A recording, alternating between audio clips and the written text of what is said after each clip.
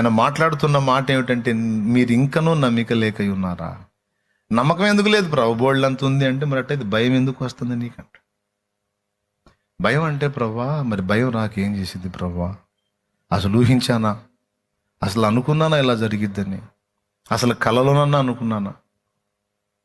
కానీ అలా జరిగిపోయింది ప్రభా, అలా జరుగుతుంది తండ్రి.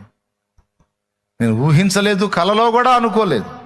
అలాంటి సంఘటనలు నా జీవితంలో పెను తుఫానులాగా కనపడుతున్నప్పుడు నాకు భయమే ఆవరిస్తుంది ప్రభువా.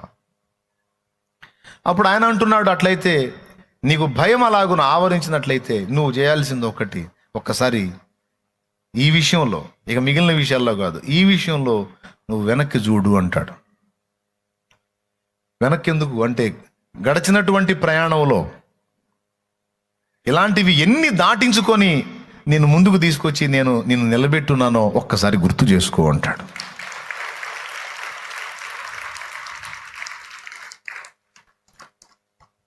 ఇంతకంటే పెద్ద పెద్ద పెను తుఫాన్లను నేను దాటించలేదా? జీవితం అయిపోయిందిరా నాయన, ఇక నా లైఫ్ కొలాప్స్ అనుకున్న అనుభవాలు ఎన్నో నీ జీవితంలో తారసపడితే వాటన్నిటినీ నేను అడ్డుకొని నీతోనే మునిగిపోకుండా నేనే నిన్ను నడిపించలేదా, కాపాడలేదా?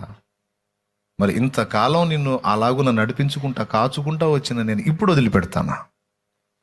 ఎందుకు కలవరంలో బ్రతుకుతున్నావు? ఎందుకు భయపడుతున్నావు? ఎందుకు కృంగిపోతున్నావు? ఎందుకు నిరాశ నిస్పృహలోకి వెళ్ళిపోతున్నావు?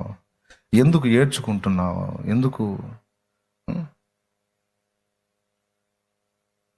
అంటే, సమాధానం వచ్చిందాకా నా ఏడుపు ఆగదు ప్రభువా,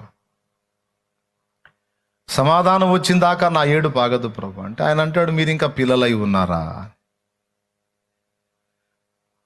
మీరు ఇంకా నమ్మిక లేకున్నారా అని ఒక మాట అన్నాడు. ఇంకా ఏడుస్తా కృంగిపోతా ఉంటే ఆయన అంటాడు, ఇంకా నీవు పిల్లవై ఉన్నావా?